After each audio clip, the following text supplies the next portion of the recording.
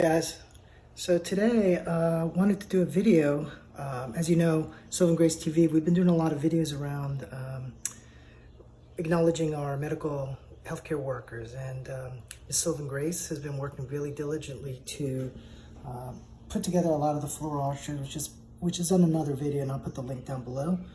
But today I wanted to do something for her because she's been furiously working over at the store.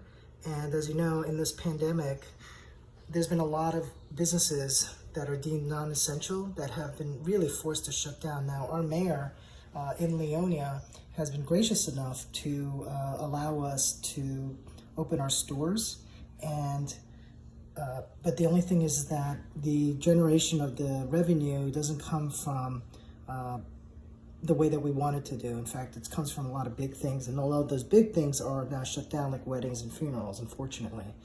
So in the spirit of just doing things for other people, I thought I'd do a video for you guys to show you how we make a popular comfort food called Kalbi Tang, and it's very popular. I'm sure you guys have had it if you've ever been to a Korean restaurant.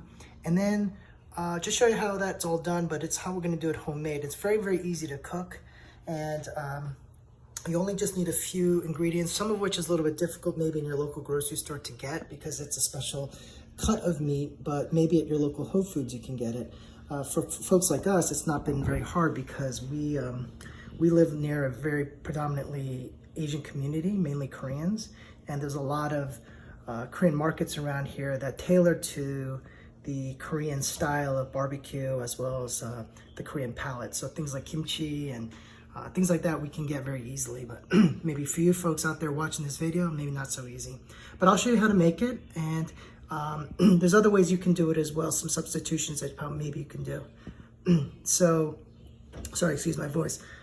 I'm gonna leave it right here, and then I'll show you the different steps that we go through to make Kalbi Tang.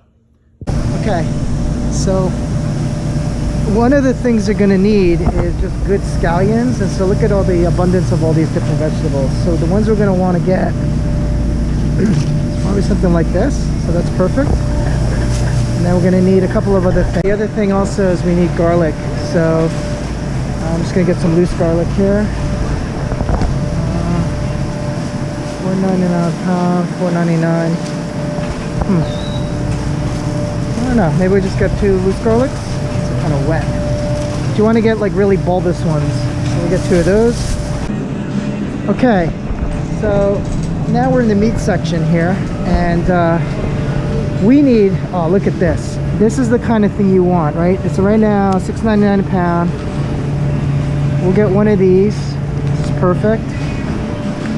And there's something I want to do for the children. I want to make some baby back ribs for them, and probably want St. Louis. Now the ribs here are really great because they are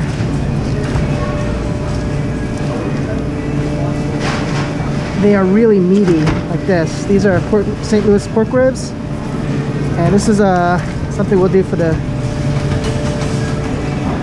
smoked ribs segment. I'm not sure which one to go for. Okay, so one of the great things about this place is, just like a lot of the other Korean markets, they cut up like slices of meats in very unique ways. Like, for example, the beef ribeye. It's sort of like there was a product called Steakums, but I gotta admit, because of the coronavirus, things are gotten really expensive. Like, for example, this is $26.42. That's never been like that. So I don't know, we have to make an executive decision here. Okay guys, so I think I may have shown this to you in a previous video, but basically what we're trying to do here is you want to get onion and the garlic cloves. You peel those off, and I've actually just put that into the stew already. They're in there. But it's interesting. The Instapot is a very amazing technology, because what takes a long time for Kalbi Tang, which is kind of an all-day stewing, you can actually do that in 30 minutes. That's according to well, some of the stuff I've read on the internet, and we're going to try that now. So I'm going to leave this here. We're going to You definitely want to cleanse the meats, but if it's a 30-minute deal, I can make two. Okay, so guys, basically this is how we, the short ribs are coming in this way. And what we did is, I think you saw, these are really very, very in great shape. So what we're doing is we're just kind of taking a little bit of the brine off, and then we're gonna take the water out. You need onions, garlic. We have some from a little bit that I've had left over. I'm gonna put some mushrooms in there.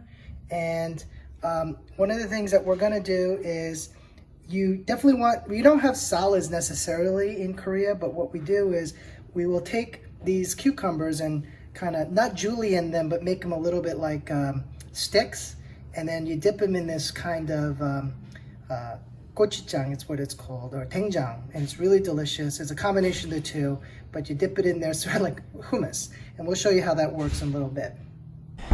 Okay guys, so I'm making a big batch so that we can have it over time, and also I want to, Mira's been going every day to the store, and I want to make sure that she has food during her lunch period because she doesn't have time. But I made a batch last night. Now, I know this doesn't look very appetizing, but the reason I'm showing this to you is because this is cooled overnight, and what I'm going to do is start skimming that fat off. Obviously, saturated fat is not really good for you. We all know about the stories about red meat. Got to get that off. But now is a good time to do it because it's cold. Now, the process I'm going to show you for the next batch is going to be a little bit different. What we're going to do is we're going to slow cook the meat initially so that we can get that grease coming out of the fat, and then we're going to cool it down, and then we're going to let that fat freeze kind of, or coagulate, and then I can skim it off, and then we stick it into the slow cooker. So let me show you that process as I get through it. GoPro, stop recording. All right, so what I want to show you guys is that's what we kind of wanted to do with the stage of just kind of making the beef kind of cleansed, if you will, and then I put it into the slow cooker, and you can see there's a little bit of like grease on top. Now what we're going to do is we're going to start slow cooking that over time. Okay guys, so now I've got the stew going, but do you see all the white pieces coming up here, the white bubbles? That's exactly what we want to get out, and that's what we're doing. We're trying to get that initial amount of cooking to help start that process and to start cleaning the meat and getting kind of that saturated fat out. So now what we're going to do is we're going to start transferring it into this pot, and then we'll start that process with the rest of the meat. We got a ton of meat here, so this is probably about a good 3-4 days worth of food. Okay, so this is a batch that I made previously, but I wanted to show you what we do when I explain about the skimming process. It's nothing really scientific, but do the best you can. You can use a ladle like we're using. The grease really rises to the top as you're slow cooking the meal, and you try and look for those grease kind of islands, if you can see it in the video right now, and we try to get as much of the grease and not as much as the broth out, but you do the best you can as you're working through the cooking process. And normally this is done over time, but in Instapot it will actually do it a little bit faster, and you'd have to kind of let the stew kind of sit for a while, and then you can take out the fat that way.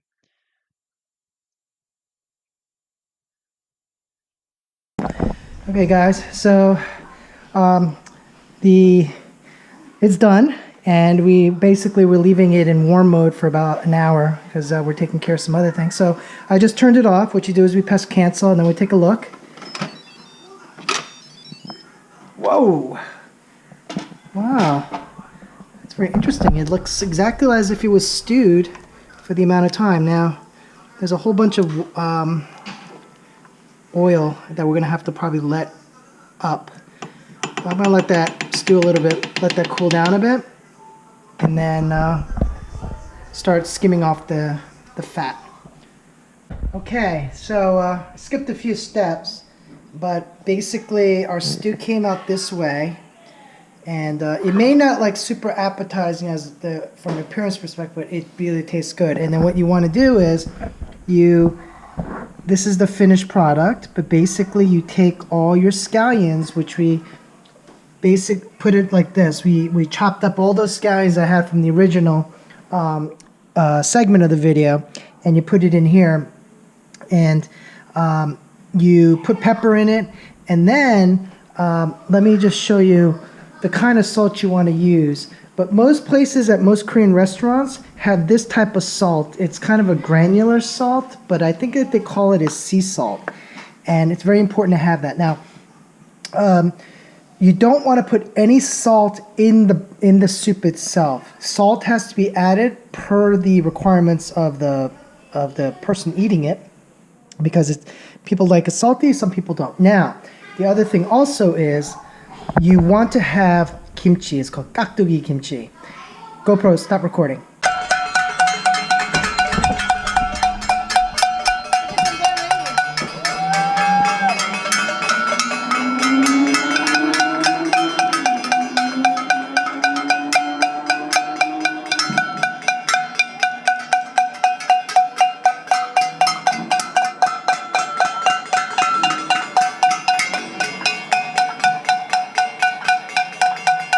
GoPro, stop recording. Okay, so sorry guys for the little bit of the mess of the dinner table, but the kind of kimchi you would want to have ideally is called kakdugi kimchi, but that's not kakdugi kimchi. That is just regular pechu kimchi, which is the cabbage type kimchi you'll find at most stores.